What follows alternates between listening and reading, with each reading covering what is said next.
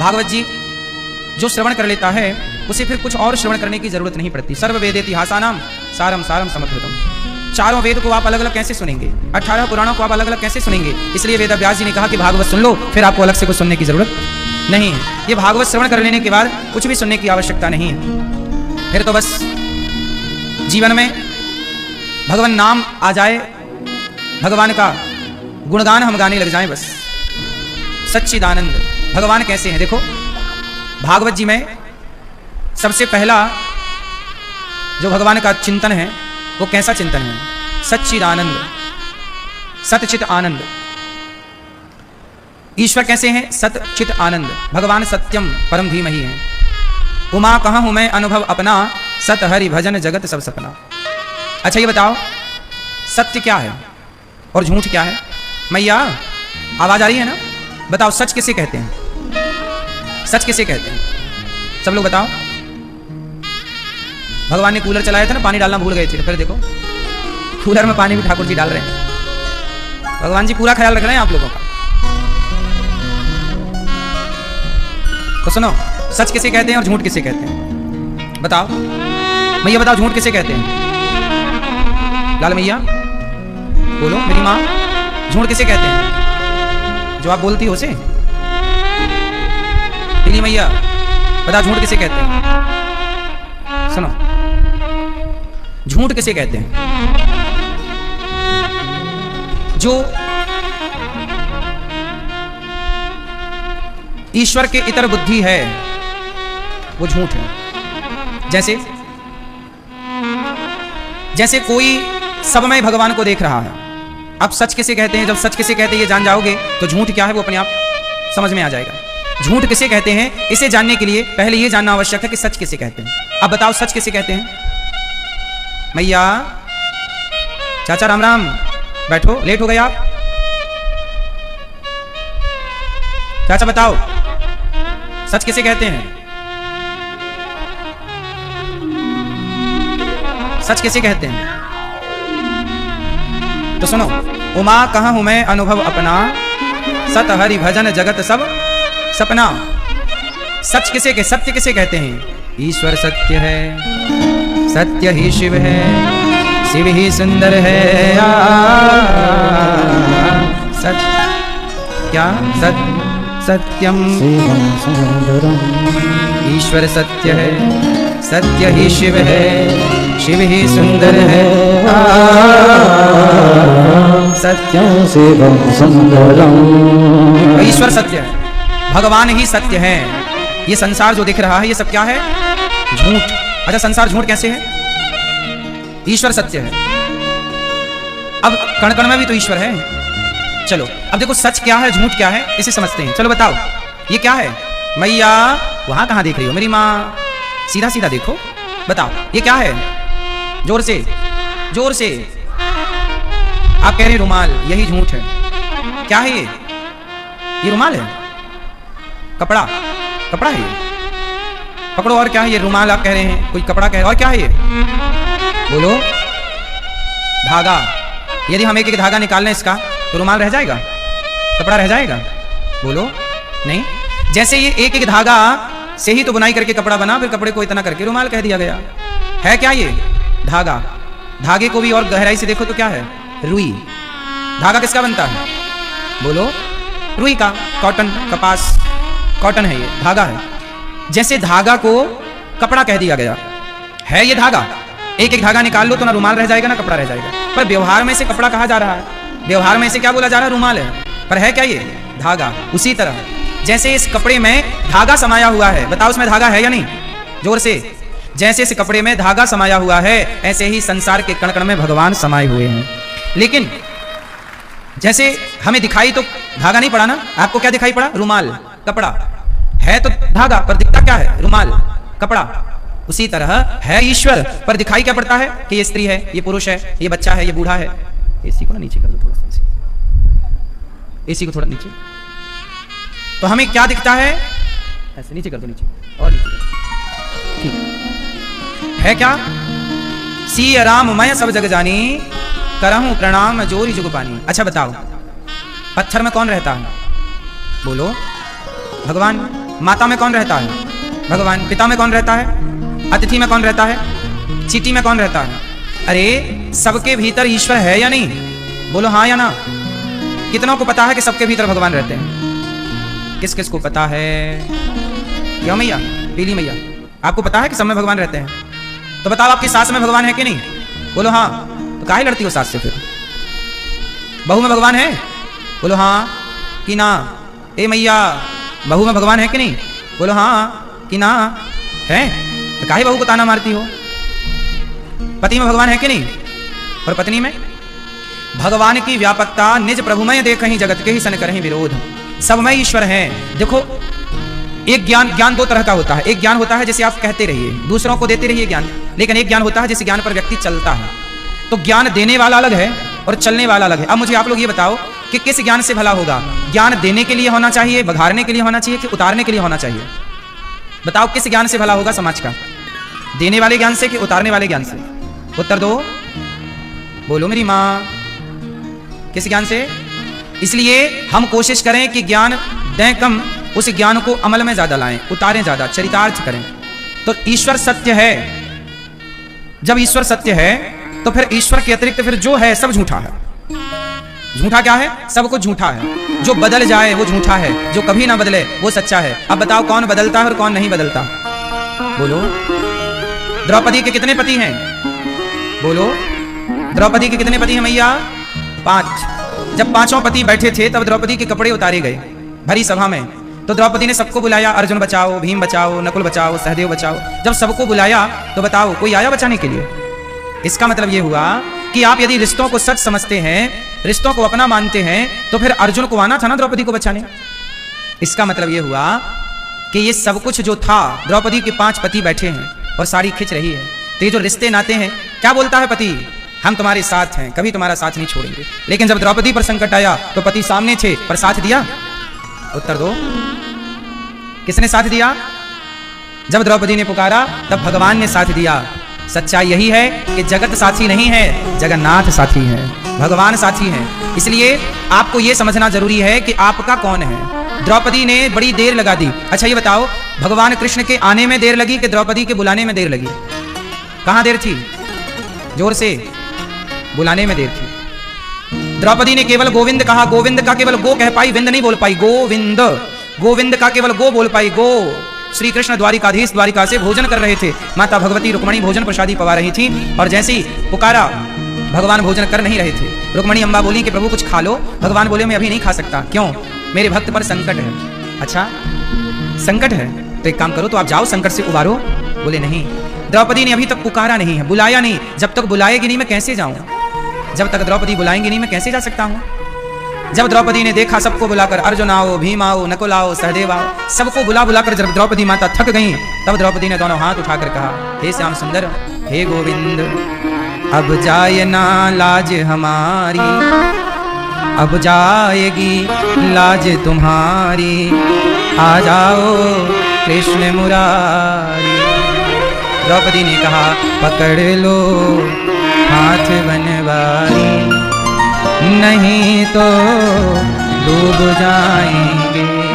पकड़ लो हाथ बनवारी, नहीं तो डूब जाएंगे।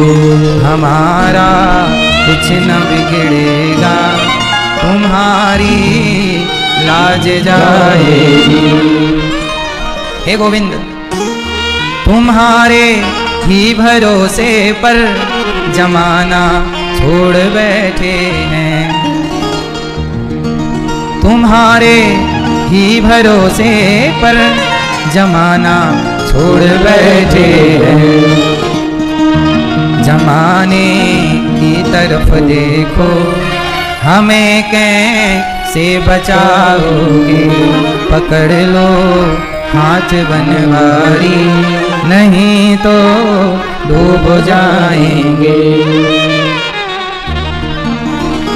हंसी है भंवर में नैया, खिवैया आप बन जाओ।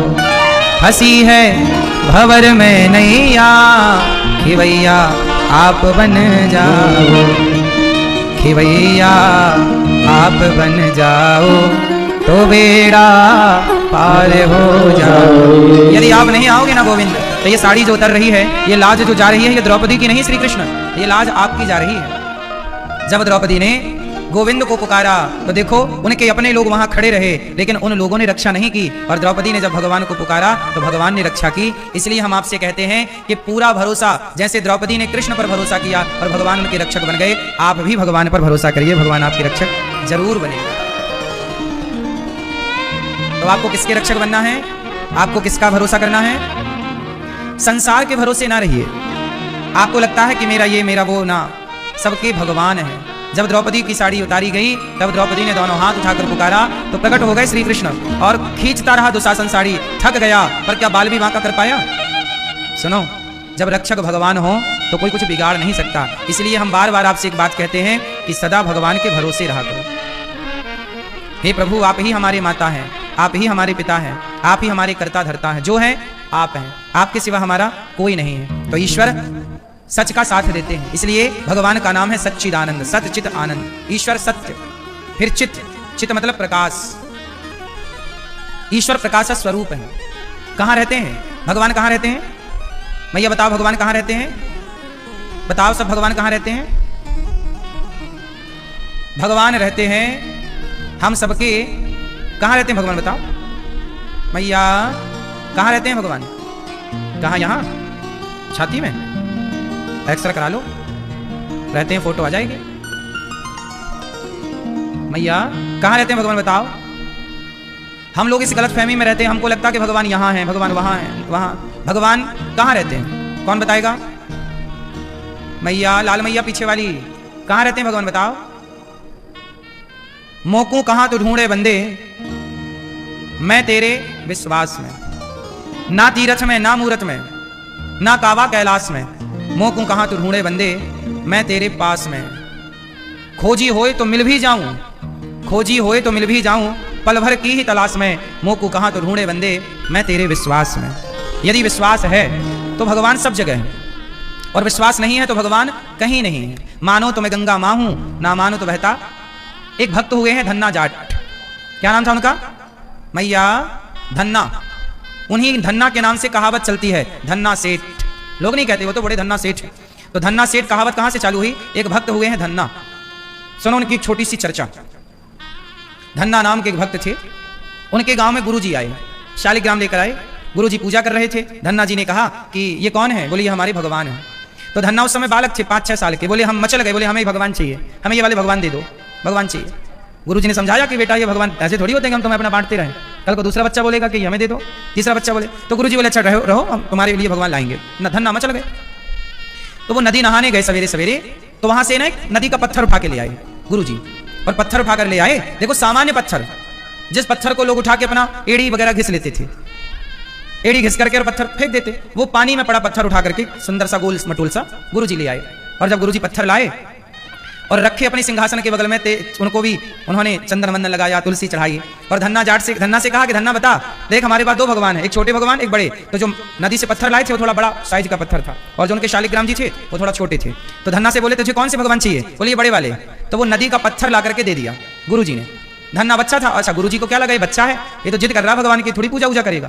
तो गुरुजी ने जब भगवान दिए तो गुरुजी ने कह दिया कि सुन, भोग लगा के खाया करो और सब प्रकार की सेवा करना है तुम्हें।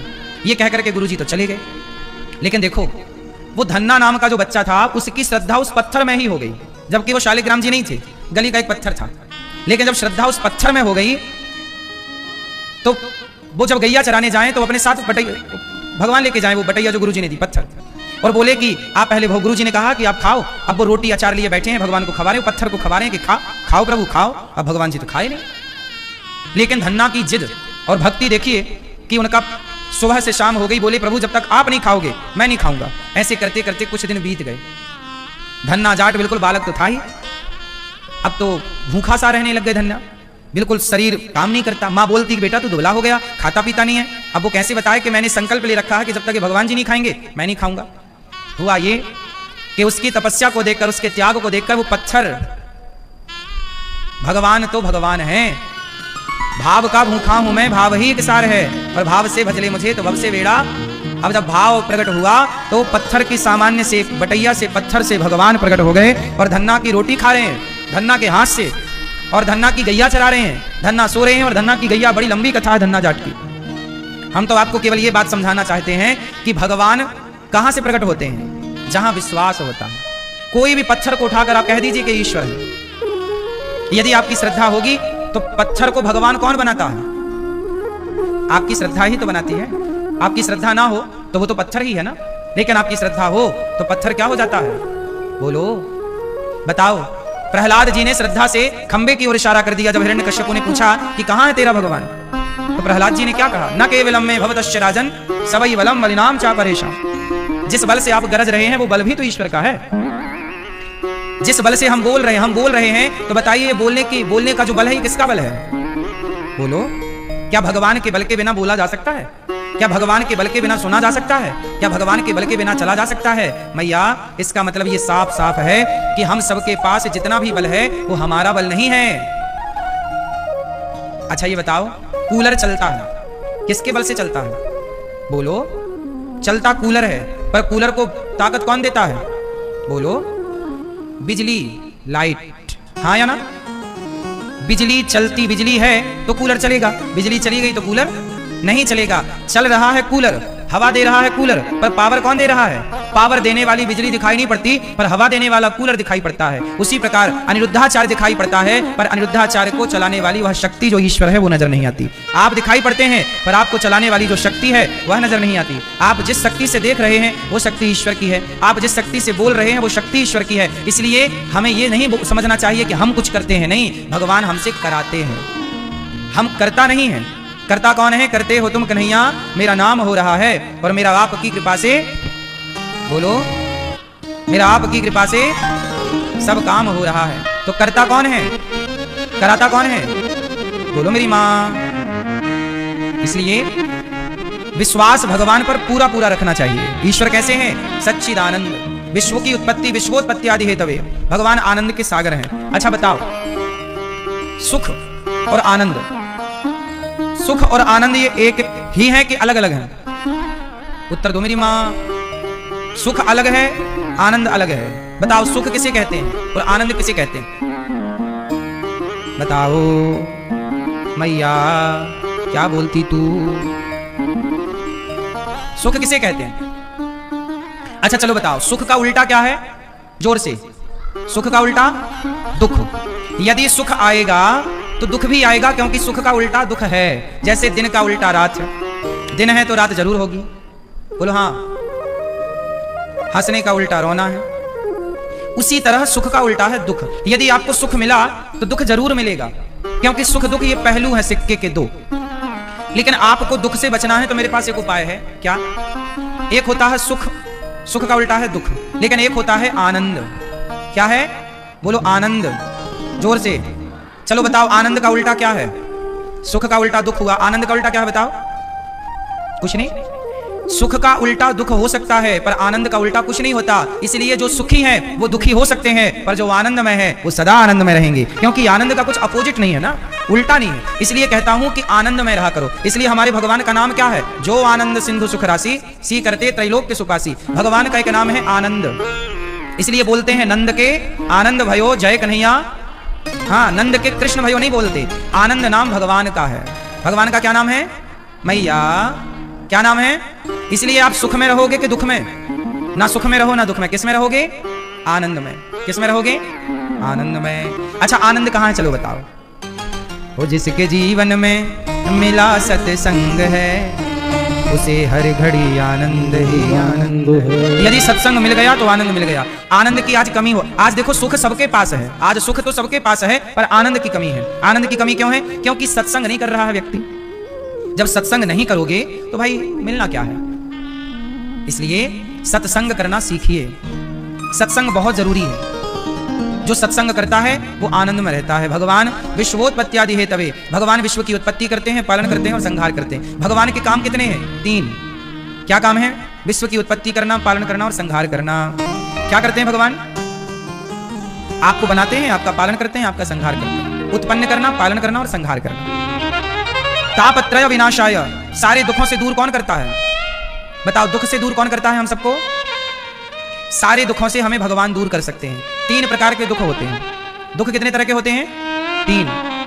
दैहिक दैविक भौतिक तापा, राम राज्य काहू नहीं व्यापा। दैहिक दैविक भौतिक तापा, राम राज्य काहू नहीं व्यापा। 3 प्रकार के दुख हैं। कोई तन दुखी, कोई मन दुखी, कोई धन बिन रहते उदास। थोड़े थोड़े सब दुखी, सुखी राम के दास। कोई तन का दुखी, कोई मन का दुखी, कोई धन का दुखी। दुख सबके पास है। क्यों जी, बात सही है कि गलत है? सबके पास क्या है? दुख। कोई तन का दुखी, कोई मन का दुखी, कोई धन का दुखी। अच्छा, दुखों से बचना हो तो क्या करें? भगवान की शरण में चलो, बच जाओगे। अच्छा ये बताओ, सुदामा जी गरीब थे, दुखी थे कि नहीं? बोलो हाँ, बेचारे गरीब तो थे ही, खाने को रोटी नहीं, बच्चे भूखे प्यासे, दुख तो था ही। लेकिन जब सुदामा श्री कृष्ण की शरण में गए तो बताओ दुख दूर हो गया कि नहीं? बोलो हाँ। तो सुदामा जी का दुख कहां जाने से दूर हुआ? भगवान की शरण में जाने से। अच्छा बताओ, विभीषण को दुख था कि नहीं? भाई लात मार रहा है। विभीषण को भाई ने लात मारा कि नहीं? रावण ने लात मारा। तब कीन्ह सि चरण प्रहारा, रावण ने क्या मारा विभीषण को? 1 लात मारी।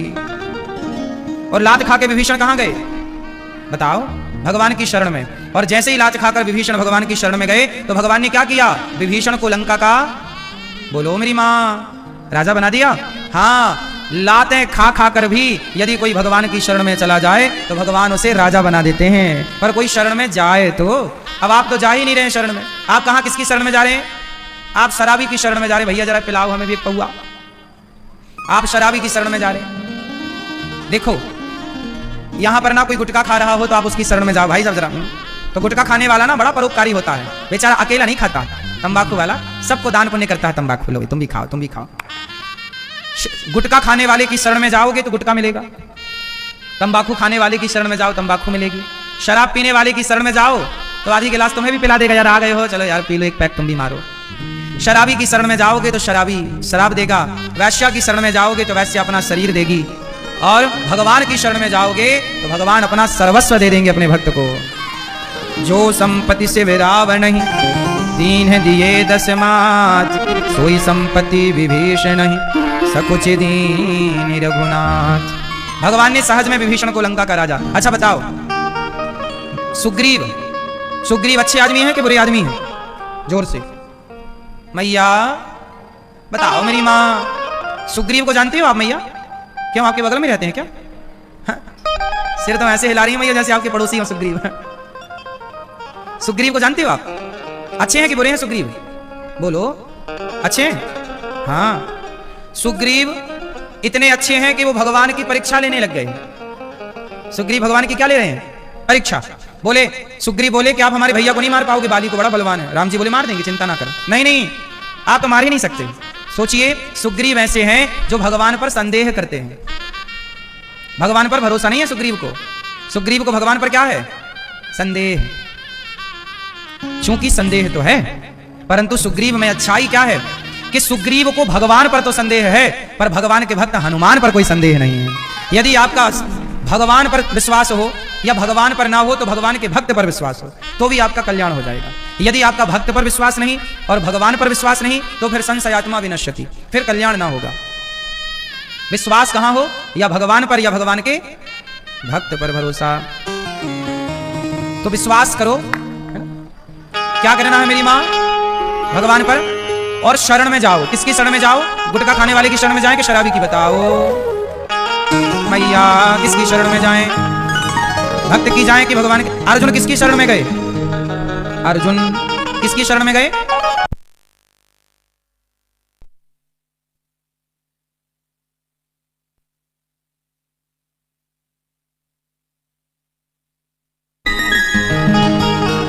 कुछ समझ भी रही हो ना, या सिर्फ बैठी ही हो? बताओ, अर्जुन किसकी शरण में गए? अहम त्वा सर्व पापेभ्यो मोक्षयिष्यामि मा शुचः। भगवान कहते हैं सर्वधर्मान् परित्यज्य मामेकं शरणं ब्रज। हे अर्जुन माम एकम, एक मेरी शरण में आ। भगवान कह रहे हैं मेरी शरण में आजा। पर आदमी इंसान ऐसा है, गंजेड़ी की शरण में जाता है तो गंजेड़ी भी उसे चिलम पकड़ा देता है, ये पी, एक सुट्टा मार तू। क्यों भैया? वो तो अच्छा है हमारी कोई माता गांजा नहीं पीती, वरना एक पीने लग जाए तो गांव भर की माता गांजा ना पीने लग जाए तो कह देना। अच्छा है कोई गांजा नहीं पीता हमारी माताएं। पुरुष बिक जाएंगे जिस दिन माताएं गांजा पीने लग जाएंगी, है ना? इसलिए गंजेड़ी की शरण में जाओगे तो गांजा पाओगे। पर भगवान कहते हैं माम एकम शरणम व्रज। हे अर्जुन मेरी शरण में आ। और जैसे ही अर्जुन ने समर्पण किया, भगवान ने महाभारत का युद्ध जिता दिया कि नहीं अर्जुन को? शरण में जाओ। किसकी शरण में जाओगे? बोलो चाचा, किसकी शरण में चलोगे? भगवान की शरण में। मत हो न मन बावरे उदास, ये सावेरा जरूर आएगा। कब आएगा? मन में रखना विश्वास। द्रौपदी ने क्या रखा मन में? क्या रखा मन में? विश्वास। मन में रखना विश्वास, ये सावेरा जरूर आएगा।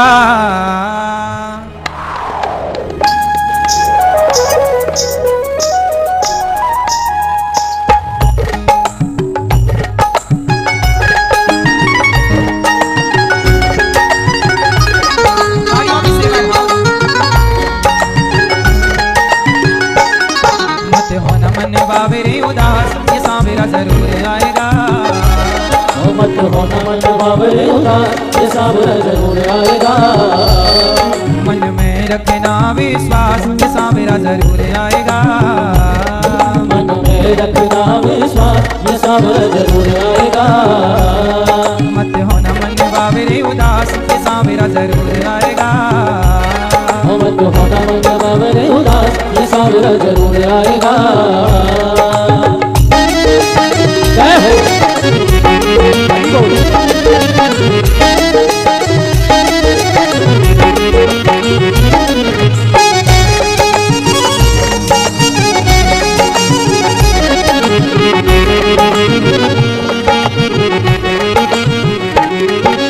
भोले नैया तेरे हाथों में न पतवार हो, राहो अनजानी और घोर अंधकार हो। भोले नैया तेरे हाथों में न पतवार हो, राहो अनजानी और घोर अंधकार हो। भोले नैया तेरे हाथों में न पतवार हो, राहो अनजानी और घोर अंधकार हो। भोले नैया तेरे हाथों में न पतवार हो, राहो अनजानी और घोर अंधकार हो। ऐसे अंधेरों में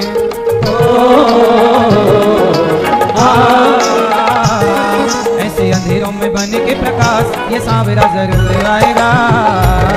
ऐसे अंधेरों में बन के प्रकाश, ये सावेरा जरूर आएगा। मत होना मन बावरे उदास, ये सावेरा जरूर आएगा। मत होना मन बावरे उदास, ये सावेरा जरूर आएगा।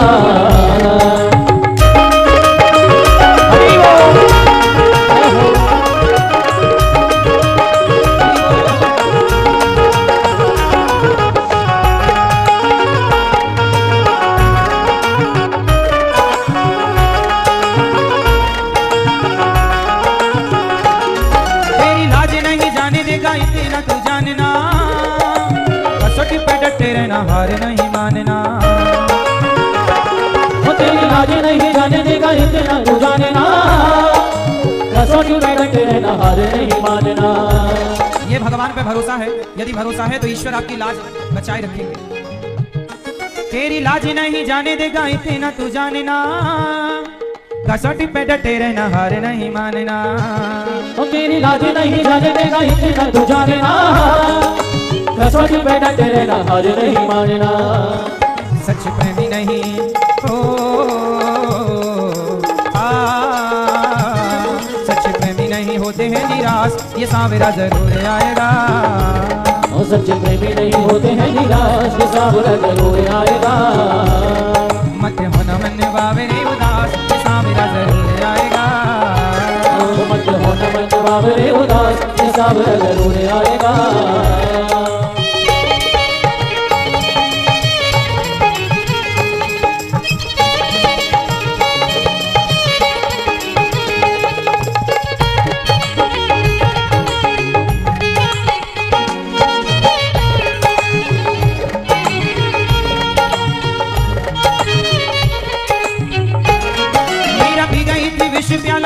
विश्वास में, दर पे सुदामा आया बस इसी आस में।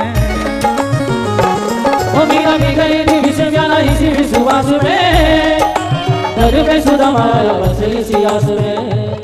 अच्छा देखो, मीराबाई ने विष का प्याला पी लिया इस विश्वास से, कहा गया कि ये कृष्ण का चरणामृत है। देख लो, मीरा पी गई थी विष प्याला इसी विश्वास में, दर पे सुदामा आया बस इसी आस पे। ओ मीरा भी गई थी विष प्याला इसी विश्वास में, दर पे सुदामा आया बस इसी आस में। है अनिरुद्ध को विश्वास, है अनिरुद्ध को विश्वास, ये सांवरा जरूर आएगा। है अनिरुद्ध को विश्वास, ये सांवरा जरूर आएगा। मत होना मन बाबरे उदास, ये सांवरा जरूर आएगा। ओ मत होना मन बाबरे उदास, ये सांवरा जरूर आएगा।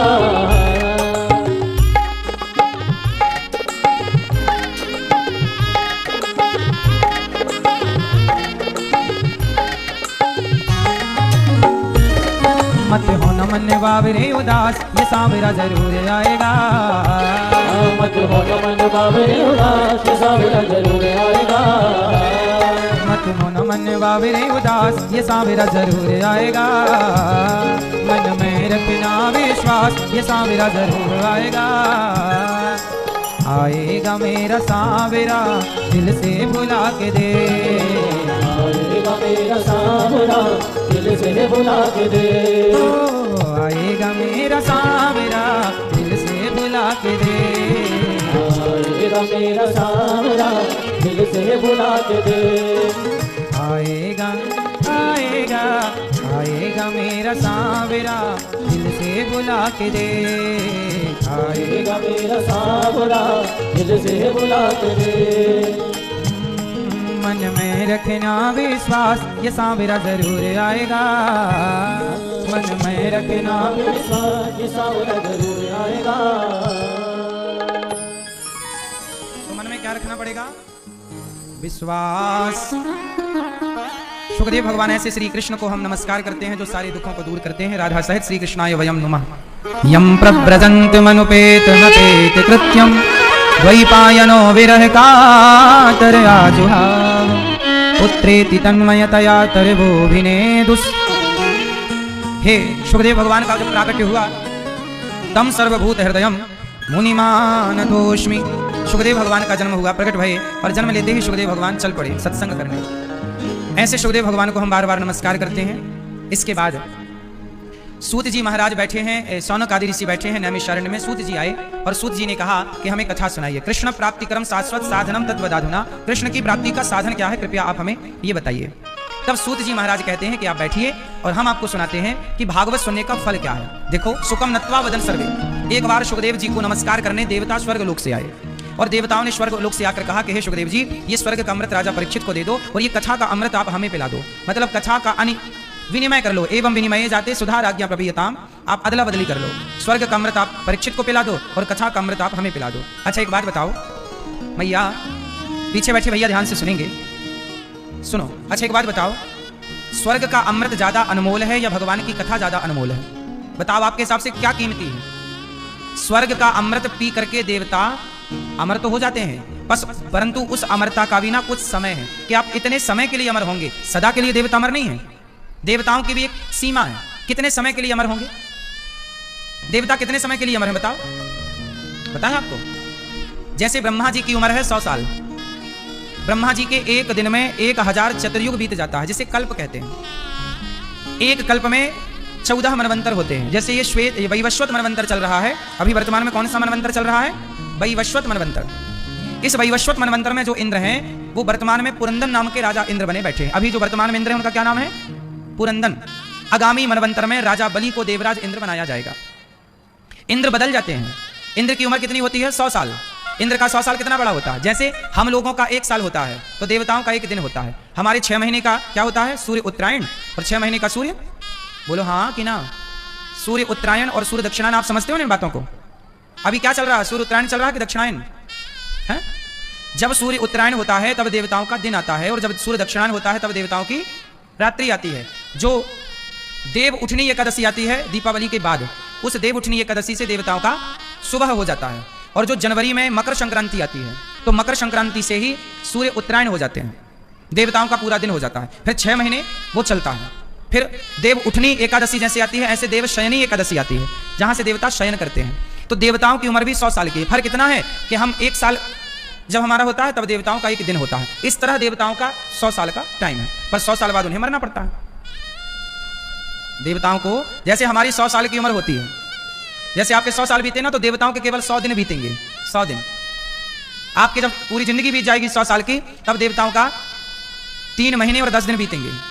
यदि आप 100 साल जिए तो 100 साल का मतलब है कि देवताओं के 3 महीने बीत गए। 3 महीने 10 दिन। बोलो हाँ कि ना। तो देवता भी अल्प समय के लिए अमर है। इसलिए स्वर्ग का अमृत देवताओं को, सुखदेव जी ने कहा इंद्र को कि आप इस अमृत के अधिकारी नहीं हैं, हम आपको ये स्वर्ग का अमृत नहीं पिला सकते। क्यों? क्योंकि ये अमृत कथा का अमृत है। तब कथा अमृतम तप्त जीवनम। ये कथा का जो अमृत है ये सबके लिए नहीं है। कथा का अमृत किसके लिए है? केवल रसिकों के लिए, मुमुक्षुओं के लिए, जो भगवान के परम भक्त हैं, जो केवल भगवान की गंगा में, कथा की गंगा में जो डूबना चाहते हैं, उनके लिए कथा है। कथा सबके लिए नहीं। आप लोग बड़े भाग्यशाली हैं कि जो भागवत देवताओं को दुर्लभ है, वो भागवत आप लोगों को सहजता में घर बैठे प्राप्त हो गई। बड़े भाग्य पाए ही सत्संगा, बिना ही प्रयास हो ही भव भंगा। बड़े भाग्य से सत्संग मिलता है, और आप लोग बड़े भाग्यशाली हैं जो सत्संग की गंगा में आप सबको डुबकी लगाने का मौका मिला। सुखदेव जी बोले, क्वा सुधा क्व कथा लोके क्व कांचः क्व मणिर्महान् ब्रह्मरातो विचार्यैवं तदा देवांजहासः। हे देवताओं, क्वा सुधा क्व कथा लोके क्व कांचः क्व मणिर्महान्। कहाँ कांच का टुकड़ा और कहाँ मणि। स्वर्ग के राजा को, देवराजेंद्र को बोला कि देखो, सुखदेव जी ने कहा कि राजन कहाँ कांच का टुकड़ा और कहाँ मणि। स्वर्ग का अमृत कांच के टुकड़े की तरह है और भागवत मणि है। अमृत पीने के बाद स्वर्ग मिलेगा, और भागवतामृत पीने के बाद, भागवत सुनने के बाद भगवान मिलेंगे। भगवान मिलेंगे इसकी गारंटी है। भागवत सुनने वाला भगवान को जरूर पाता है। शरणागत कहूं, भगवान क्या कहते? सन्मुख हो ही जीव मोहि जबहि। कितना भी बड़ा पापी हो, यदि सन्मुख हो गया, मेरी शरण में आ गया, तो वो जन्म कोटि अघ, करोड़ों जन्मों के अघ मतलब पापों का नाश ही तब ही। उसी क्षण पाप का क्षय हो जाता है, नाश हो जाता है पाप का, जब व्यक्ति भगवान के समीप और सन्मुख आकर के विराजता है। इसलिए हम आपसे कहते हैं कि हरि सन्मुख रहा करो, भगवान के निकट रहा करो, सन्मुख रहा करो। देवताओं को भी कथा नहीं सुनाई सुखदेव जी ने। अच्छा, सुखदेव जी कौन है? सुखदेव जी के बारे में जरा ध्यान से सुनो। सुनो क्या हुआ। राधा रानी का एक तोता है शुक। जब भगवान श्री कृष्ण लीला करने आए, राधा रानी आई, तो शुक ने कहा कि प्रभु हमें भी ले चलो। राधा रानी बोली कि सुखदेव तुम अभी मत जाओ, जब हम लीला करके लौटेंगी तो आप जाना और हमारी लीलाओं का गुणगान करना। तो लीलाओं का गुणगान करने के लिए सुखदेव जी को भगवान ने धरती पर भेजा है। जाओ लीलाओं का गुणगान आप करो। ऐसे सुखदेव जी जब परीक्षित जी को भागवत सुनाए तो 7 दिन में ही उनकी सदगति हो गई। एक बार नारद जी ने भी भागवत सुनी। नारद जी सारे तीर्थों में भ्रमण करने निकले, पर नारद जी को शांति नहीं मिली। कहाँ गए? पुष्करम चा प्रयागम चा। नारद जी कहाँ कहाँ गए? अहम तो पृथ्वीं यातो ज्ञात्वा सर्वोत्तमामिति पुष्करम चा प्रयागम चा काशीं गोदावरीं तथा। नारद जी कहाँ गए? पुष्कर, प्रयाग, काशी, गोदावरी, हर क्षेत्र, कुरुक्षेत्र, सारे तीर्थों में गए, पर नारद जी बोले मुझे कहीं शांति नहीं। नारद जी को कहीं भी शांति नहीं मिली। क्यों शांति क्यों नहीं मिली? क्योंकि सत्यम नास्ति तपः शौचम दया दानम न विद्यते उदरम भरिणो जीवाः वराकाः कूटभाषिणः। सत्यम नास्ति। अच्छा एक बात बताओ, आप लोग सत्य बोलते हो कि झूठ बोलते हो? कोशिश किया करो कि सच ही बोला जाए। झूठ बोलना पाप है नहीं। असत्य समपातक पुंजा। असत्य से बड़ा कोई पाप नहीं है भैया। क्या बोलेंगे? सत्य। पर सत्य का ना कलयुग में हाल बड़ा बुरा है। सत्यम नास्ति तपः शौचम दया दानम न विद्यते। शौचम, पवित्रता कम है कलयुग में। क्या कम है मेरी माँ? पवित्रता। अच्छा ये बताओ, आप लोग नहा के भोजन बनाते हो कि भोजन बना के नहाते हो?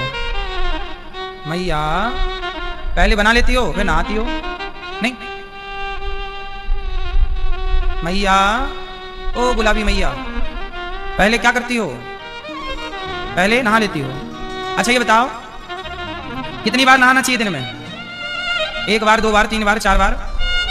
कितनी बार नहाना चाहिए बताओ? सत्यम नास्ति तपः शौचम यहाँ शौचम शब्द का जो प्रयोग हुआ है वह इसलिए हुआ है कि आपकी शुद्धि बनी रहे। अपवित्र पवित्रो वा सर्वावस्थांगतोपि। बाहर की शुद्धि और भीतर की शुद्धि दोनों जरूरी है। इसलिए क्या करना चाहिए, आप जब लघुशंका जाओ तो लघुशंका जाने के बाद क्या करना चाहिए, 4 कुल्ला करना चाहिए और हाथ पांव धुलना चाहिए, तब शुद्धि होती है। और शौच करने के बाद क्या करना चाहिए, स्नान जरूर करना चाहिए। यदि आपने शौच किया और स्नान नहीं किया और आप पूरे घर में घूम रहे हैं तो क्या होगा, अशुद्ध हो जाएगा वो घर। फिर क्या होगा, देखो ऐसा है, ये बताओ कि मक्खी गंदी जगह पे आके बैठती है कि पवित्र जगह पे आके बैठती है, शुद्ध जगह में कि अशुद्ध जगह में? मक्खी कहाँ बैठती? मैया बैठ जाओ मेरी माँ, खड़े ना रहो मेरी माँ, बैठो। अच्छा ये बताओ, मक्खी पवित्रता में रहती है कि अपवित्रता में रहती है? जहां साफ सफाई है वहां मक्खियां होती हैं कि जहां गंदगी है वहां मक्खी होती है? जोर से जहां, हाँ, जैसे जहां गंदगी होगी ना, मक्खी को फोन लगा के बुलाना नहीं पड़ता कि मक्खी बहन यहां गंदगी आ जाओ, मक्खी को बुलाना नहीं पड़ता। गंदगी जहां होती है उस दुर्गंध को सूंघ कर मक्खी अपनी आप उस गंध की तरफ खींची चली जाती है। उसी तरह जहां अशुद्धि होती है, जैसे आपने लघुशंका की और हाथ पांव नहीं धोए, शौच की आपने हाथ पांव नहीं धुला, नहाए नहीं, तो आपकी ओर ब्रह्मांड की सारी नेगेटिविटी, नकारात्मकता आपकी तरफ खींची चली आएगी, गंदगी। इस ब्रह्मांड में 2 चीजें होती हैं मैया, एक अच्छाई होती है, एक बुराई होती है। अच्छा ये बताओ, आपके मोबाइल पे नेटवर्क है ना, टावर पकड़ता है ना, नेटवर्क पकड़ता है? यदि नेटवर्क ना पकड़े तो क्या मोबाइल काम करेगा?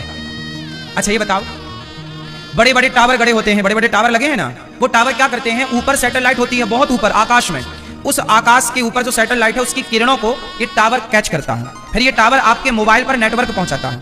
यही तो करता है ना, क्यों भैया?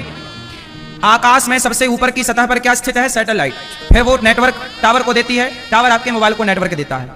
इसी तरह इस ब्रह्मांड में सब प्रकार का नेटवर्क है, अच्छाई के नेटवर्क भी मिल रहे हैं और बुराई के नेटवर्क भी मिल रहे हैं। यदि आपके मस्तिष्क में, आपके जीवन में गंदगी है, आपने विचारों को गंदा किया, आप गंदगी से रहते हैं, तो आपकी तरफ ना गंदे गंदे विचार, गंदी गंदी एनर्जी आपकी ओर आ जाएगी। बैड एनर्जी कहते हैं उसे, गुड एनर्जी और बैड एनर्जी, 2 तरह की एनर्जी होती है, मतलब अच्छाई और बुराई। इस ब्रह्मांड में अच्छाई भी है और इस ब्रह्मांड में बुराई भी है। अब आप खींचना किसे चाहते हैं अपनी तरफ? यदि आप साफ सुथरे रहते हैं, शुद्धि का, महाभारत में छोटी सी कथा है, कहो तो सुना दूं जरा सी, है तो बहुत बड़ी, पर आपको समझाने के लिए छोटा ही बहुत। सुनो, महाभारत में कथा आती है राजा नल की। एक राजा थे मैया, क्या नाम था उनका? जोर से, राजा नल। क्या नाम है? जोर से भैया, सुनो ध्यान से। एक राजा है नल। नल नाम के राजा बड़े धर्मात्मा थे, बड़े पुण्यात्मा, बड़े अच्छे। जानते हो क्या हुआ? कलयुग उनके पीछे पड़ गया। जो उनकी पत्नी थी ना, बड़ी सुंदर थी, दमयंती। बोला कि कलयुग का मन था उस पत्नी पर, मतलब राजा नल की पत्नी इतनी सुंदर थी कि कलयुग का उस पर मन आ गया। अब कलयुग का मन तो आ गया, पर कलयुग करे क्या? दूसरे की पत्नी को हड़पे कैसे? भाई नियम तो सबके लिए है ना, कलयुग भी थोड़ी मर्यादा को उल्लंघन कर सकता है। कलयुग, राजा नल इतने अच्छे से रहा करते थे कि कलयुग का प्रभाव राजा नल पर नहीं था। एक दिन की बात है, राजा नल ने आधी रात को लघुशंका आ गई, सुसु आ गई, और रात के नल को जब लघुशंका आई और वो जब लघुशंका करके लौटे तो पांव धुलना भूल गए, कुल्ला करना भूल गए। इतनी सी गलती हो गई राजा नल से कि वो लघुशंका करने के बाद कुल्ला करना और पांव धुलना भूल गए। तो क्या हुआ? कलयुग उनके पास आ गया, कलयुग को मौका मिल गया पास आने का। जैसे गंदगी है तो मक्खी को मौका मिल गया आपके पास आने का, गंदगी नहीं होती तो मक्खी नहीं होती। उसी तरह राजा नल ने पांव नहीं धोए तो कलयुग आके बैठ गया। फिर वो कलयुग ने क्या कराया जानते हो? इतने बड़े राजा थे, वो कलयुग ने उनका पूरा राज्य समाप्त करा दिया, सब कुछ नष्ट करा दिया, यहां तक कि बदन ढकने को एक कपड़ा नहीं बचा राजा नल का। बड़ी लंबी चौड़ी कथा है राजा नल की। हम आपको केवल इतना सा समझाएंगे कि राजा इतने बड़े धर्मात्मा थे नल। कलयुग ने कहां प्रवेश कर लिया? दूसरे की स्त्री को देखकर, किसी बहन बेटी को देखकर यदि आपका मन चंचल हो रहा है, मतलब आपका मन उस बहन बेटी की ओर जा रहा है, इसका मतलब कलयुग आपके पास है। आपका मन किसी मर्द को, पुरुष को देखकर यदि आपका मन बार बार उस पुरुष की ओर जा रहा है, समझ लेना कि आपका मन जा रहा है, मतलब आपके पास कलयुग है। कलयुग ने आपके खोपड़ी पर निवास बना रखा है। आप शराब पीते हैं, मतलब कलयुग आपके पास है।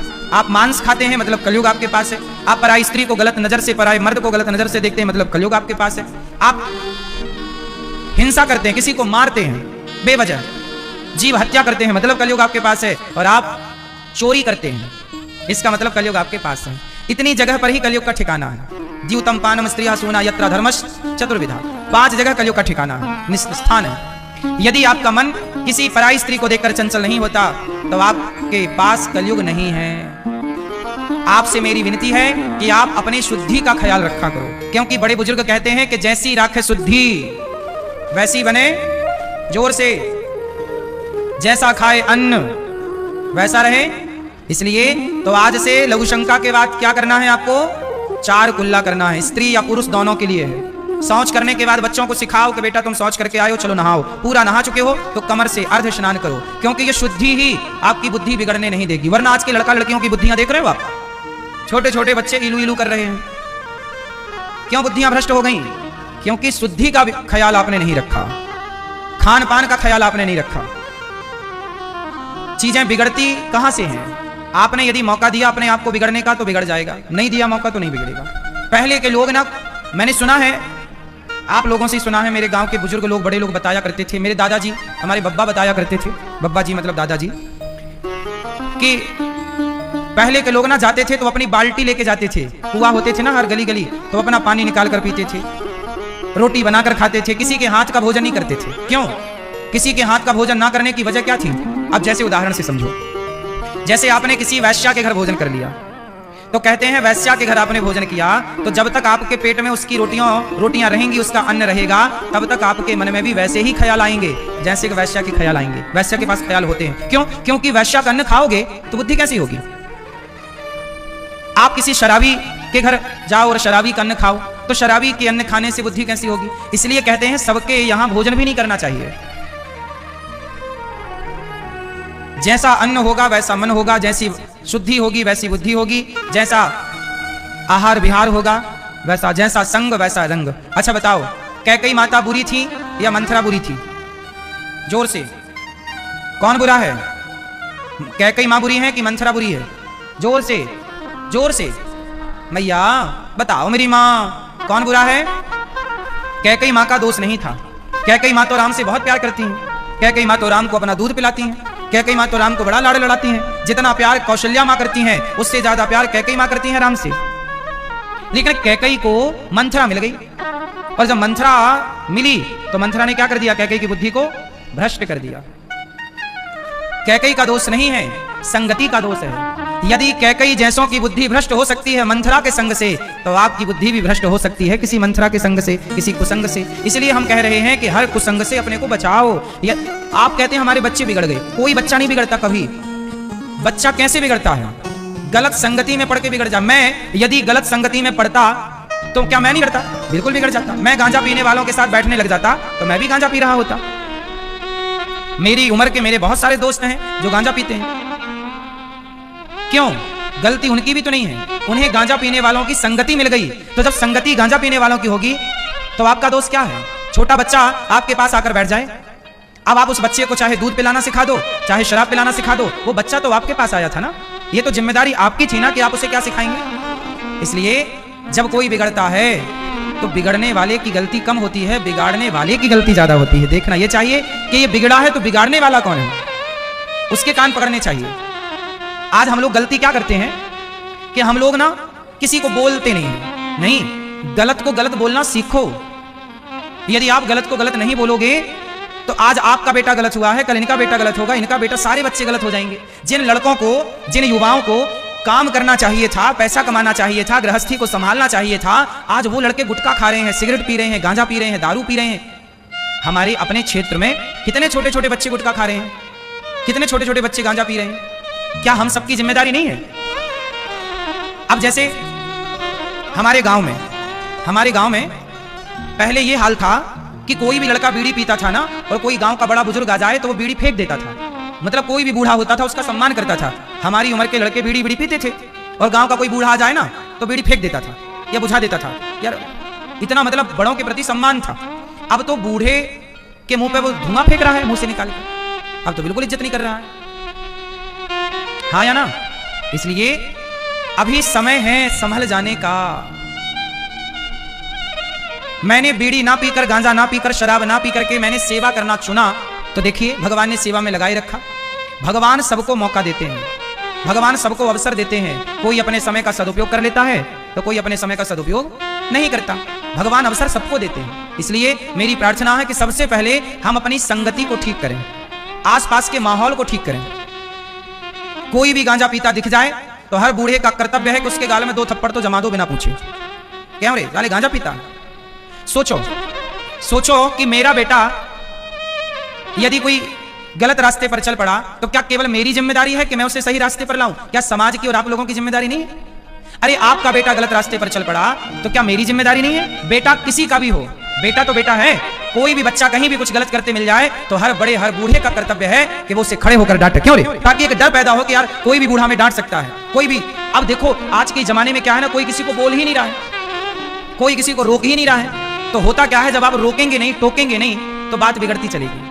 कोई हो रोकने वाला, कोई हो टोकने वाला। जब आदमी रोकने, अच्छा ये बताओ, पतंग उड़ती है आकाश में तो पतंग को रोकने वाला कौन होता है? एक धागा। पतंग किससे बंधी होती है? बोलो जोर से। पतंग एक धागे से बंधी होती है और वो धागा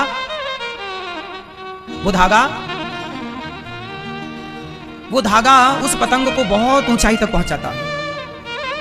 यदि वो पतंग से धागा कट जाए, वो पतंग धागा क्या करता? बार बार पतंग को खींचता है। मतलब पतंग को रोकने वाला है धागा, टोकने वाला है धागा, तब ना ऊपर जाती है। जिस व्यक्ति को जितने लोग रोकने और टोकने वाले होंगे वो व्यक्ति उतना लंबा सफर तय करेगा, उतना आगे जाएगा, उतना सफल होगा। और जैसे कोई रोकने टोकने वाला नहीं, सुनो, रावण को कोई रोकने वाला नहीं था। रावण को कोई रोकने वाला था? रावण किसी की भी पत्नी चुरा के ले जाता। रावण को कोई रोकने वाला नहीं, कोई टोकने वाला नहीं। यदि रावण को भी रोकने टोकने वाला कोई होता तो रावण भी किसी की पत्नी चुराने में संकोच करता कि नहीं? बोलो हाँ कि ना। अच्छा एक बात बताओ, छोड़ो रावण को, ये बताओ कि जब द्रौपदी के कपड़े उतारे जा रहे थे तो क्या द्रौपदी के कपड़े उतारने वाले दुशासन को किसी ने रोका? उत्तर दो, किसी ने रोका? जोर से। अब मुझे एक प्रश्न का उत्तर और दो कि यदि दुशासन को कोई रोक देता तो क्या उसकी ताकत थी कपड़े उतारने की? 4 लोग खड़े हो जाते, पितामह खड़े हो जाते, गुरु द्रोणाचार्य खड़े हो जाते, धृतराष्ट्र खड़े हो जाते। बताओ ए दुशासन क्या कर रहा? खबरदार जो तूने द्रौपदी के कपड़े पे हाथ लगाया। यदि रोका टोकी करने के लिए कोई खड़ा होता तो क्या दुशासन की इतनी हिम्मत थी कि वो भरी सभा में किसी नारी को अपमानित कर सके वस्त्र उतार कर? उत्तर दो मेरी मां। नहीं ना, दुशासन को रोका नहीं गया, टोका नहीं गया, इसलिए उसकी हिम्मत बढ़ती चली गई। दुर्योधन को रोका नहीं गया, टोका नहीं गया, इसलिए हिम्मत बढ़ती चली गई। हर बेटा तब बिगड़ता है जब उसे कोई रोकता और टोकता नहीं है। इसलिए बच्चों को रोको और टोको, दोनों चीजें जरूरी है। क्या कर रहा है तू? बच्चों के जेब से बीड़ी मिल जाए तो 4 जूता जमाता बाप चौराहे पे खड़े होकर, क्यों रे बीड़ी पीता? इसलिए रोक टोक जरूरी है। आप कितने लोग सहमत हैं मेरी बात से कि रोक टोक जरूरी है? और आज के लड़के क्या चाहते हैं, आज की लड़कियां क्या चाहती हैं कि हमें रोको मत, हमें टोको मत। रोकना टोकना जरूरी है, पर आज के बच्चे यही स्वतंत्रता चाहते हैं कि हमें रोको मत, टोको मत, कुछ कहो मत। सबको स्वतंत्र होना है, सबको आजाद होना है, किसी को किसी के नीचे काम नहीं करना, दबाव में काम नहीं करना, सबको स्वतंत्रता चाहिए। पर एक बात याद रखिएगा कि अपने बच्चों को यह पाठ जरूर पढ़ाइएगा कि बेटा स्वतंत्र होना अच्छा नहीं है। रावण स्वतंत्र था इसलिए बिगड़ गया, राम स्वतंत्र नहीं है। राम स्वतंत्र है? राम स्वतंत्र नहीं है। राम बंधे हैं मर्यादा की बेड़ियों में, इसलिए राम को मर्यादा पुरुषोत्तम कहते हैं, क्योंकि वो मर्यादा में बंधे हैं, जबकि रावण मर्यादा में नहीं बंधा। रावण स्वतंत्र था, जहां मन करे वहां जाए, लेकिन राम तो ऐसा नहीं कर सकते ना। तो आपको यह देखना है कि यदि व्यक्ति स्वतंत्र हुआ तो रावण जैसा हो जाएगा, और मर्यादा के बंधन में रहा तो राम जैसा हो जाएगा। अब आपको डिसाइड करना है, निर्णय लेना है कि रावण जैसा होना है या राम जैसा होना है। यदि राम जैसा होना है तो मर्यादा के बंधन में रहना सीखो, अपने आप को बांध दो एक मर्यादा में कि मुझे इससे ज्यादा मर्यादा का उल्लंघन नहीं, यहां नहीं जाना। अब ये बताओ, अनिरुद्धाचार्य आप सबका बेटा और भाई और दास और सेवक है, बताओ मैं किसी शराब की दुकान में जाकर केवल खड़ा हो जाऊं तो केवल खड़े हो जाने मात्र से लोग क्या समझेंगे कि मैं पीता होऊंगा तब ना वहां जाके खड़ा हूं। मैं ना खरीदूं शराब, केवल खड़ा हो जाऊं तो खड़े होने मात्र से लोग क्या समझेंगे? ये पीते होंगे तब तो खड़े हैं। बोलो हाँ। इसका मतलब ये हुआ कि ये भी मुझे समझ के चलना पड़ता है कि मैं कहां खड़ा हूं और कहां खड़ा, मतलब खड़ा होने की भी एक मर्यादा है साहब, कि आपको कहां खड़ा होना चाहिए और कहां खड़ा नहीं होना चाहिए। ये मर्यादा भी बच्चों को आनी चाहिए, पर ये बहुत बाद का विषय है। ये कब आएगा? जब संस्कार होंगे तब सब आएगा।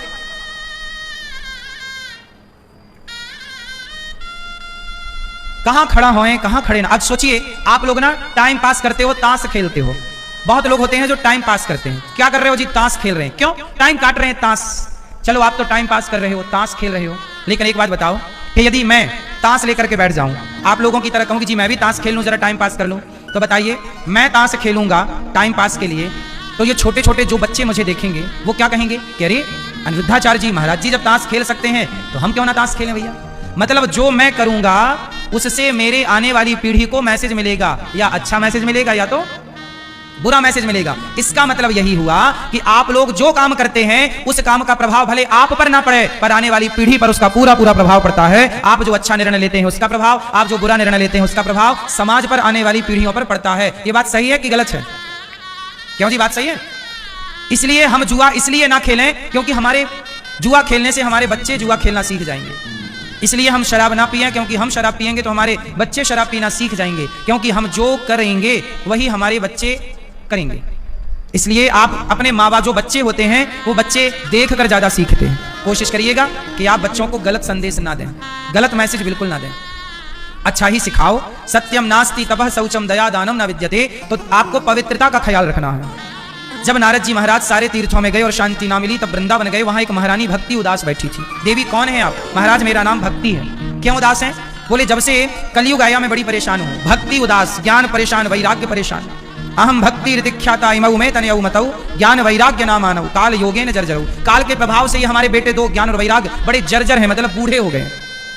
अच्छा क्या करें कि इनका बुढ़ापा, इनकी पीड़ा दूर हो जाए? तब नारद जी ने कहा चिंता ना करो, मैं इनकी पीड़ा दूर करने का प्रयास करता हूं। तब नारद जी ने वेद वेदांत घोषिश्च गीता पाठिर मुहुर्मुहु। नारद जी ने वेद पुराण का पाठ सुनाया और गीता पाठ सुनाया, परंतु थोड़ी मूर्छा तो दूर हुई, परंतु फिर मूर्छित हो गए ज्ञान वैराग्य। तब क्या हुआ कि नारद जी को आकाशवाणी ने कहा सत्कर्म करो। सत्कर्म की खोज में नारद जी सारे तीर्थों में गए, तब कोई उत्तर ना मिला कहीं से। तब शनकादियों ने कहा कि श्रीमद् भागवत सुनना ही सत्कर्म। इस संसार का सबसे बड़ा सत्कर्म क्या है? बताओ इस संसार का सबसे बड़ा सत्कर्म क्या है? उत्तर दो। भागवत सुनना। भागवत सुनना ही सबसे बड़ा सत्कर्म है। इसलिए कोशिश करिए कि भागवत सुना जाए ज्यादा से ज्यादा। जो भागवत सुनेगा क्या होगा? हृदय की शुद्धि होगी। बार बार श्रवण करने से शुद्धि होती है। भागवत सुनी जाए, ठीक है। सनकादियों ने कहा भागवत सुनो। कहां? हरिद्वार की पावन धरती। सनकादियों की आसन लगी, भागवत स्टार्ट हो गई। सदा सेव्या श्रीमद् भागवती कथा। भागवत कितनी बार सुनना चाहिए? सदा सदा सुनो। एक बार क्या सुनो, दो बार क्या सुनो, बार बार। भक्ति महारानी ने जब महिमा सुनी, भक्ति सुतौ तौ तरुणौ गृहीत्वा प्रेमयी के रूपा सहसा विरासी। क्या कह दिया भक्ति महारानी ने? भक्ति सुतौ तौ तरुणौ गृहीत्वा प्रेमयी के रूपा सहसा विरासी। श्री कृष्ण गोविंद हरे मुरारी नाचेति नामानि मोर वदंती। नाचने लग गई भक्ति महारानी। महाराज भागवत जी की केवल महिमा सुनी मैंने, सारा दुख दूर हो गया। यस्यः श्रवण मात्रेण, केवल श्रवण मात्र से हरिश्चित्तम समाश्रयेत, मेरे चित्त में हरि समा गए, और जिसके हृदय में हरि समा गए उसका सारा दुख हर लिया भगवान ने, सारा दुख दूर हो गया। भक्ति महारानी प्रसन्न हो गई। महाराज मैं तो बड़ी खुश हूं, अब बताओ क्या करूं, कहां बैठूं मैं? कहा कि ये भागवत जो सुनने वाले भक्त हैं इनके हृदय में जाकर के बैठ जाए। कहां बैठ जाए? इनके हृदय में। जो भागवत सुनता है उसके हृदय में कौन रहता है? भगवान। हरिश्चित्तम समाश्रयेत, हरि चित्त में समा जाएं। यही भागवत का फल है कि भगवान हृदय में समा गए। भक्ति ताता थैया करके नाचने लग गई। ज्ञान वैराग्य का दुख दूर हुआ। एक सवाल खड़ा हो गया। नारद जी ने कहा महाराज भक्ति तो चलो भक्तों के हृदय में बैठ गई, ये बताओ कि भागवत कोई पापी सुने तो आश्चर्य नहीं, कोई पुण्यात्मा सुने आश्चर्य नहीं, जिसने जीवन भर पाप किया है ऐसा पापी यदि भागवत सुनेगा तो कैसे पापी का उद्धार होगा? बोले हाँ, कितना भी बड़ा पापी क्यों ना हो, जो भागवत सुनता है उसका उद्धार हो जाता है। अच्छा, ये मानवः पापकृतस्तु सर्वदा सदा दुराचार रता विमार्गिगाः क्रोधाग्नि दग्धा कुटिलाश्च कामिना सप्ताह यज्ञेन कलौ पुनन्ति ते। कितना भी बड़ा पापी हो भागवत सुन के उसका उद्धार हो जाता है। कोई पापी का उद्धार हुआ? अभी छोटी सी कथा सुना रहे हैं, बहुत ध्यान से सुनो। एक ब्राह्मण थे, तुंगभद्रा नदी थी, उस नदी के किनारे एक ब्राह्मण रहा करते थे। ब्राह्मण का नाम था आत्मदेव। आत्मदेव की पत्नी का नाम है श्रीमती धुंधली देवी। आत्मदेव जी जो है बड़े ज्ञानी है, जो अपनी आत्मा में परमात्मा का दर्शन करें उनका नाम है आत्मदेव। आत्मदेवा पुरे तस्मिन् सर्व वेद विशारदा, सारे वेदों के ज्ञाता हैं आत्मदेव जी, बड़े ज्ञानी हैं और बड़े सदाचारी ब्राह्मण हैं। आत्मदेव जी के पास सब कुछ था, पर आत्मदेव जी के मन में एक कामना और थी कि एक बेटा हो जाए। आत्मदेव जी के पास ना पुत्र नहीं था, ना बेटी थी ना बेटा था। विवाह के बहुत समय हो गया पर ना बेटी पैदा हुई ना बेटा पैदा हुआ। बड़ी प्रार्थनाएं, बड़ी पूजाएं, बड़ा जप तप यज्ञ दान किया, पर बेटा नहीं हुआ। अब आत्मदेव जी ने क्या किया? आशा ही परमम दुखम नैरास्यम परमम सुखम। सबसे बड़ी बात जानते हो क्या है? आशा ही दुख का कारण है, और आशा को हम त्याग दें, इच्छाओं को ही त्याग दें तो सुख मिल जाएगा। अच्छा एक बात बताओ, किसी को बेटा होता है और किसी को बेटा नहीं होता, तो सवाल खड़ा हुआ कि किसी को बेटा है किसी को नहीं है, ऐसा क्यों? ऐसा क्यों होता है कि किसी को बेटा ना हो? तो सुनो, कहते हैं कि बेटा ऋण चुकाने आता है माँ बाप का। बेटा क्या करने आता है? माता पिता का। कहते हैं कि बच्चे, बेटा माता पिता का ऋण चुकाने आता है। तो जिसके सिर पर ऋण होगा उसका तो बेटा आएगा ऋण चुकाने, पर जिसके सिर पर ऋण है ही नहीं, तो भगवान ने कहा भैया तुम्हारे सिर पर ऋण है ही नहीं, तुम ऑलरेडी मुक्त हो, हमने तुम्हें संसार में यूं ही कुछ समय के लिए भेजा, पर तुम मुक्त हो, इसलिए बेटा नहीं है। और वो व्यक्ति जिसके बेटा नहीं है वो अपना जीवन पूरा करते ही भगवत धाम को चला जाता है। तो बेटा क्यों नहीं होता किसी किसी को? क्योंकि वह मुक्त है, कोई ऋण नहीं है, वो ऋण हो चुका है। जिसका बेटा है मतलब अभी ऋण है आपके सिर पर, जो पुत्र चुकाएगा। इसलिए बेटा हो जाए तो अच्छा, ना होए तो अच्छा। ईश्वर जैसे रखें जाहि विधि राखें राम, ताही विधि रहिए। बेटा हो जाए तो भला, ना होए तो भला। देखो मीराबाई के बेटा था क्या? उत्तर दो। मीराबाई के बेटा था, इसलिए बेटा ना हुआ करे तो रोया ना करो। मीराबाई के भी कोई बेटा नहीं था। हम इस संसार में बच्चे पाने आए ही नहीं। बच्चा तो ठीक है हो गया, पर उद्देश्य है ईश्वर को पाना। मीराबाई किसके लिए रोई? कोई बेटे के लिए रो रहा है, कोई गोविंद के लिए रो रहा है। बताइए किसके लिए रोना सार्थक है? मीराबाई को आज तक लोग जानते हैं क्योंकि भगवान के लिए रोई। बेटे के लिए रो रो के कितने चले गए कौन जान रहा है। इसलिए तुलसीदास जी के कोई बेटा है? बोलो। लोग कहते हैं महाराज जी बेटा नहीं होगा तो आग कौन लगाएगा? अरे भैया आग की चिंता क्यों कर रहे हो? आजकल तो मशीनें आ गई, आग की जरूरत ही नहीं है। आग लगाने की क्या पड़ी है? आग लगाने वालों की कमी है? कहां लगवानी है आग बताओ? खूब आग लग जाएगी। इसलिए बेटा आग लगाने के लिए जो मानसिकता बना रखी है कि बेटा काहे के लिए बोले चिता पे आग लगाने के, नहीं। बेटा केवल इसलिए हो कि इस बेटे से राष्ट्र का कल्याण हो, देश का कल्याण हो, समाज का भला हो। यदि आपके बेटे से समाज का भला नहीं हुआ आपके, अच्छा अब सुनो, हमारे पास ना 290 वृद्ध माताएं रहती हैं वृंदावन में गौरी गोपाल आश्रम में। किसी के 2 बेटा हैं, किसी के 4 बेटा हैं, किसी के 5 बेटा हैं। बेटा हैं पर बेटे सेवा नहीं करते। वो माएं हमारे पास रहती, हम उनकी सेवा करते हैं। अब आप बेटा पैदा करते हो कि बेटा हमारा चिता पे आग लगाएगा। कितनी माएं गौरी गोपाल में जिन माओं की मृत्यु हो जाती है तो बेटा अपनी मां का दर्शन करने नहीं आता, आखिरी मुंह देखने नहीं आता, मना कर देता। जब हम लोग फोन लगाते कि भैया तुम्हारी अंतिम सांस ले रही, आ जाओ, बोला हमारे पास टाइम नहीं है। अब सोचो वो मां बेचारी बेटा बेटा रटती रहती है, मेरा बेटा मेरा बेटा, लेकिन वो बेटों को कहां फुर्सत है। इसलिए आप भी बेटा पैदा कर दिया, अच्छा है, पढ़ा लिखा के योग्य बना दिया, अच्छा है। अब बेटे से मन को हटाओ, जगत से मन को हटाओ। कल्याण तुलसीदास जी ने बेटे में मन लगाया होता तो कौन जानता, पर भगवान में मन लगाया तो तुलसीदास जी ने ऐसा ग्रंथ लिख दिया रामचरितमानस, जिसके कारण आज हम सब लोग भगवान राम को जान पा रहे हैं, समझ पा रहे हैं। रामचरितमानस ना होती तो राम का इस तरह प्रचार ना होता। इसलिए बेटे आपके ऐसे हों जो काम आए हैं। आप चलो हम कहते हैं आपका बेटा समाज के काम ना आए तो कम से कम बुढ़ापे में आपको गिलास भर पानी तो दे, आपका सम्मान तो करे। बेटा ऐसे हो कि बुढ़ापे में आपकी सेवा कर लें, चलो भाई और किसी की ना करें। लेकिन आज समाज में ऐसी संतानें हैं जो खुद के माँ बाप को भी सहारा देने को तैयार नहीं है। इसलिए बेटा कैसा हो, देखो जरूरी नहीं है कि बेटा गर्भ से आपके पैदा हो फिर आप कहो कि ये मेरा बेटा है, नहीं। मैंने बहुत सारी स्त्रियों को देखा है, बहुत लोगों को देखा है।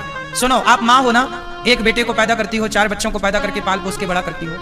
एक ये है कि आप माँ बन के चलो पाल पोस के बड़ा करो, लेकिन एक और तरीका है क्या, जिसका बेटा नहीं है उसे क्या करना है। और ये बात उनके लिए भी है जिनके बेटे हैं।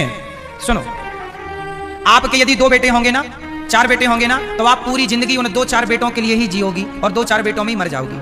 और उन बेटों को सारी जमीन जायदाद आप देके मर जाएंगे, क्या पुण्य मिला?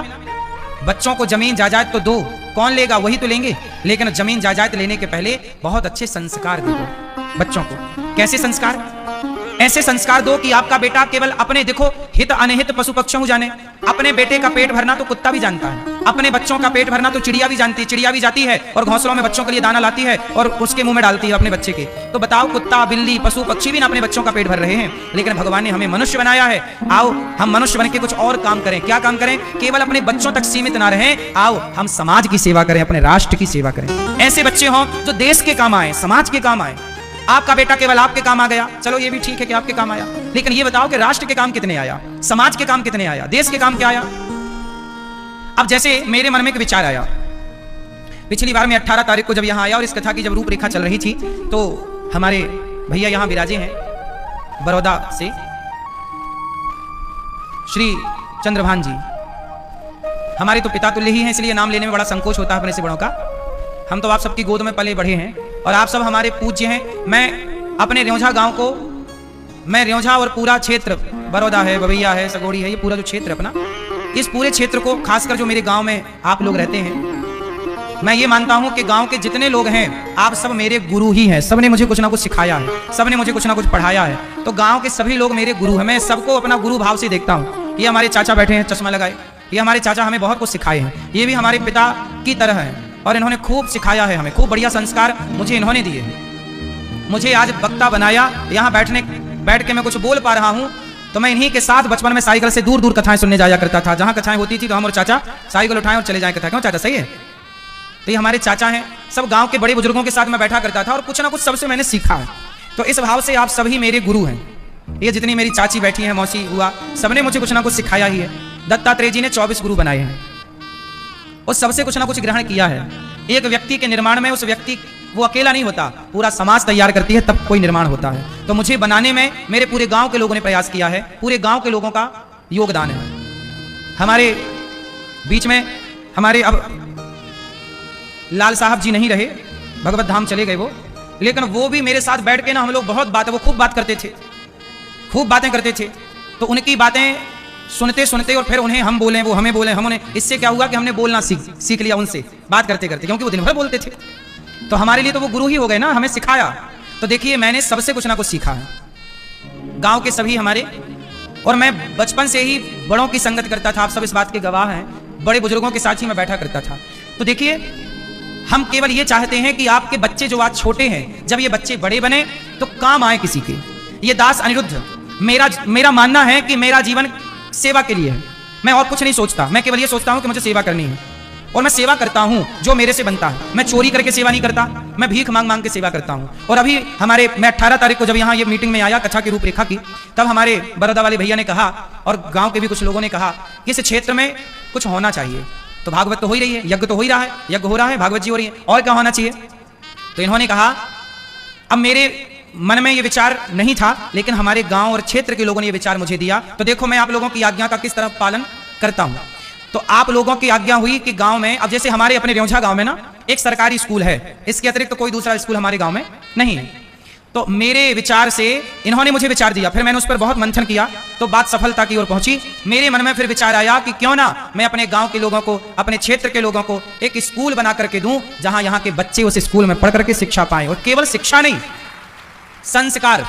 शिक्षा तो हर स्कूल में मिल रही है, आप कहीं भी जाओ शिक्षा मिलेगी, लेकिन हमें क्या चाहिए? केवल शिक्षा चाहिए कि संस्कार भी चाहिए? उत्तर दो। हमें ऐसी शिक्षा चाहिए जिस शिक्षा से शिक्षा तो हो पर संस्कारों से भरी शिक्षा हो।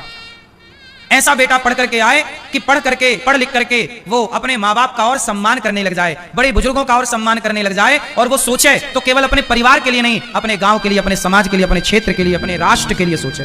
तो फिर मैंने सोचा कि मैं भी भगवान की प्रेरणा से, आप सभी के आशीर्वाद और प्रेरणा से एक स्कूल बनाने का मेरे मन में एक विचार आया कि चलो यहाँ पर जहाँ कथा हो रही है यहीं पर एक स्कूल बनाया जाए, और ऐसा स्कूल बनाया जाए जो यहाँ क्षेत्र में ना हो इंग्लिश मीडियम, हो इंग्लिश मीडियम, पर पूरा का पूरा स्कूल क्षेत्र को समर्पित हो। कोई भी बच्चा बढ़िया आनंद से पढ़े और बिल्कुल निःशुल्क हो, ना के बराबर शुल्क हो।